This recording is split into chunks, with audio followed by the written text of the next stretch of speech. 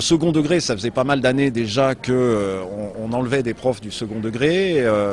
Ça s'en est ressenti évidemment dans les moyennes par classe, notamment dans les collèges, mais également dans les lycées.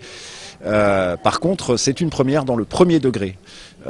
C'est-à-dire que dans les écoles maternelles et dans les écoles élémentaires, on va avoir 95 postes de moins.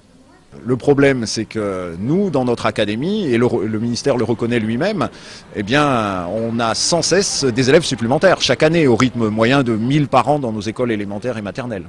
Ça devient particulièrement compliqué dans les écoles, pour des tas de raisons, et l'une d'entre elles est effectivement une demande accrue, une pression accrue sur l'ensemble des enseignants, avec malheureusement des conditions de travail qui se dégradent. Pour prendre le cas déjà, la situation déjà faite aux écoles depuis 2006 jusqu'en 2010, donc 5 années, le nombre d'élèves par classe a monté d'un demi-élève dans 4 départements sur 5 de notre académie. Alors ça paraît pas grand-chose, un demi-élève par classe en moyenne, mais il faut savoir que la plupart du temps, c'est pas dans les petits villages que ça monte, mais dans les écoles de ville qui sont déjà fort chargées.